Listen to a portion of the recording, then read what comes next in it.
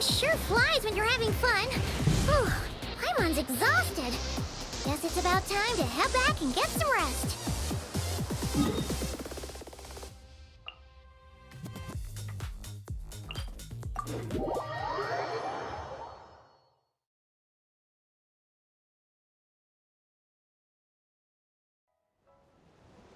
Full throttle!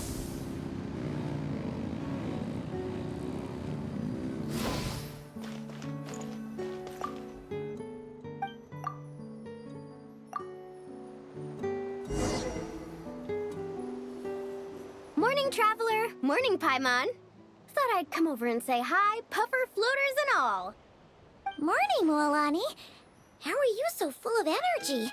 Weren't you the one partying the hardest last night? That was last night. I got a good night's sleep, and now I'm good as new. Here, take this. It's your prize for completing the album. I picked yours up, too, to save you the trip. Wow! Thanks, Mualani. That was so nice. When it comes to helping people, a good guide always thinks one step ahead, right? Oh, and speaking of work, I guess our vacation's almost over, huh? Probably for the best. If I don't head back soon, I'm worried my little doggy won't even remember me. And after talking to the others, it seems like everyone is just about ready to get back. Some are missing their families. Others are going through dandelion wine withdrawal, I guess. Even Chaska seems to be feeling it. Not that she'd ever admit it, but I have noticed her gazing back towards the Flower Feather clan at night. But summer's not over yet, so I say, we squeeze a few more unforgettable moments into the time we've got left. Like another group photo. Hey, how about taking one right here? After all this time, Paimon's grown kind of attached to this place. Great idea! Why don't you spruce up this wall, and I'll go gather the others. See you over at the plaza!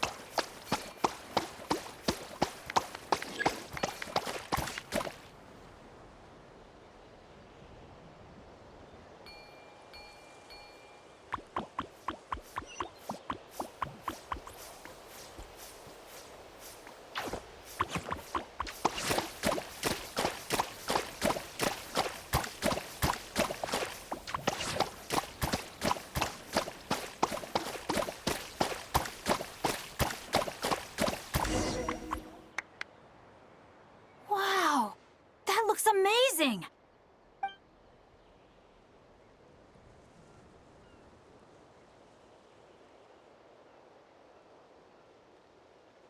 Guys, over here! We're gonna take a picture together! Oh, not bad, not bad. You're all looking full of energy this morning. Not a trace of bedhead or dark circles in sight. Oh, you even look out for stuff like that? Well, what kind of guide would I be if I didn't pay attention to the details?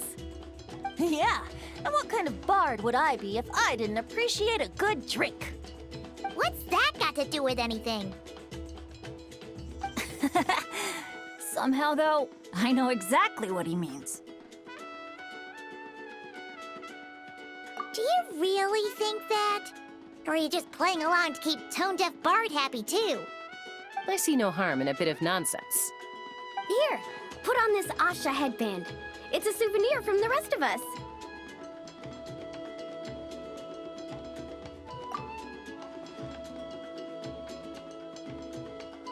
It really suits you. Alrighty then. 3, 2, 1.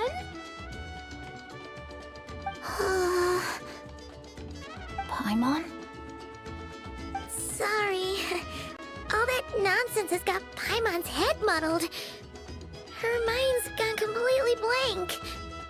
Don't want it all to end, huh? Are you worried once you say those words, the vacation will officially be over? How the... Paimon thought peacemakers couldn't read people's minds. Oh, Paimon. Don't worry, Paimon. Summer's sure to come again. Just like you said when you made that wish to the Pyro Archon. Even though we'll all be going our separate ways, as long as we cherish each other's friendship, I just know that our paths will cross again. Bennett's becoming quite the talker, huh, Professor Venti? Well, I wouldn't dare take credit for something like that. Your tone would suggest otherwise. Come on! Paimon was just starting to feel inspired! Why don't we just give it another try? Yeah, let's do it all together this time. Huh. What should we shout?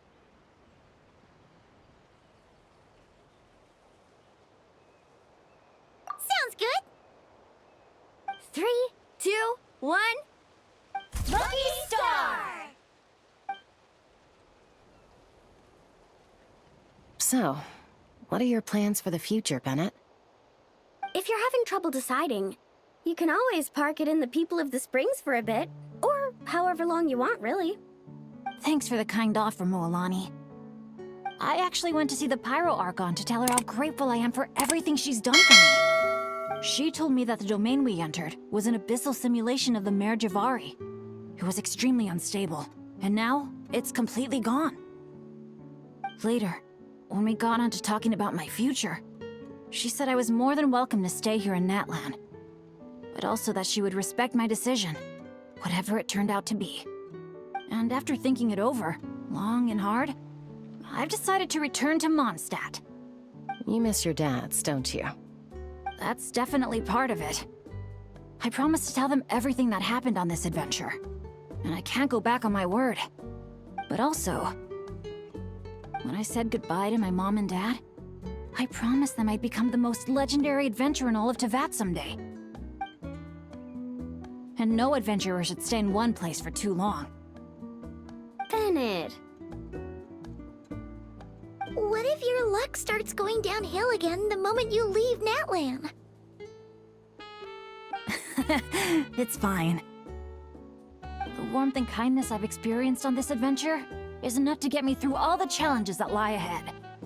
As I attempt to shape my own fate, I want to take that same kindness and pass it forward. That's something I've always believed in. Hear, hear! To our leader! To our leader, Bennett! Cheers!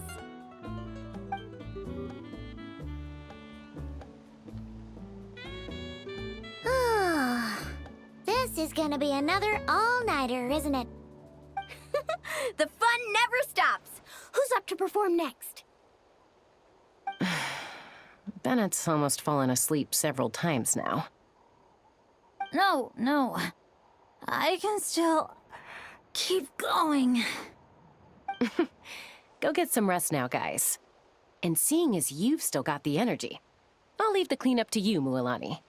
Huh? Why me? Traveler, perhaps you could join me for a walk? I know a great spot.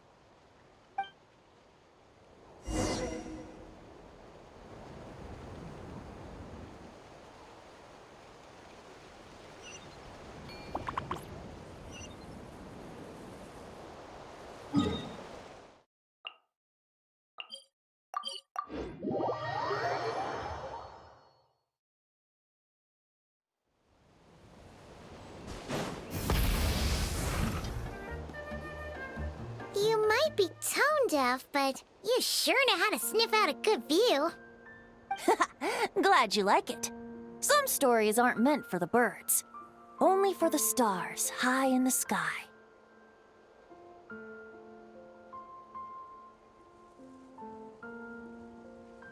More like a story that begins with time itself. Long, long ago, time began to write the story of this world. To her, all living beings were equal, both in their value and in significance. Like an ancient scroll, she engraved upon her memory all people, all events, all encounters, and all farewells. Back then, as an animal spirit, I had a chance encounter with time at the Thousand Winds Temple. Hearing my wishes, she entrusted me with fragments of her power and authority.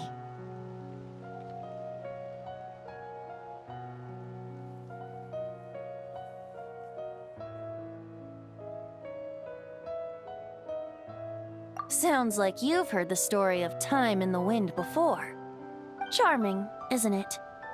Through the memories engraved in rituals, poems, ruins, and ancient texts, the same beings she considered so insignificant have met her, time and time again. So, this is the story you wanted to share? More like the prologue. The corruption of the Mare Javari is tied to time itself.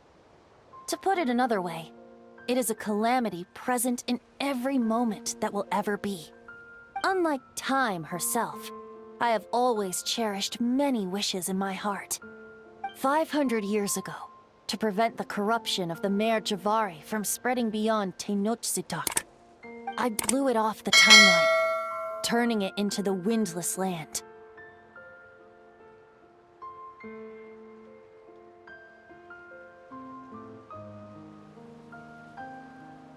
Oops, seems like I may have confused you. If you're asking about how the Mare Javari disappeared from Tenochtitlan 2 or 3 decades ago, there may be someone else better suited to tell that story. The Mare Javari has been the bearer of too many stories that weren't meant to be its own.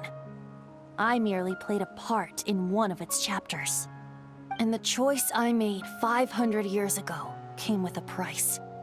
Some souls were unable to return to Mondstadt as a result, while others stayed to settle in this land, merging with the Monitu to become the Asha we see today. So the reason you're here in Tenochtitlan is because... Correct. I'm here to collaborate with the current Pyro Archon, Mawika.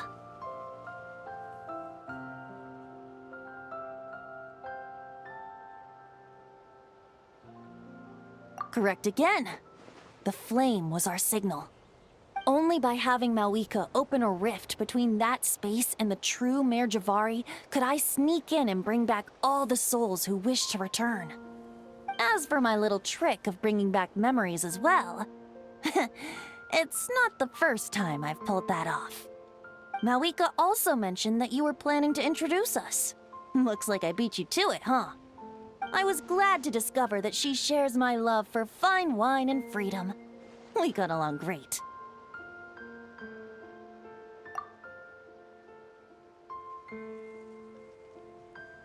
Well, it really took it out of me for a few days. In fact, I still feel pretty dead on my feet even now. Oh, really? But thinking of all the Aether mead and dandelion wine still left to drink, I suppose I can hang in there a little longer. You don't look that tired to Paimon. So, don't think you can just pull out that little excuse and we'll suddenly foot all your bills. Oh, how you wound me, Paimon! You'll hook me up with some good liquor, won't you, traveler?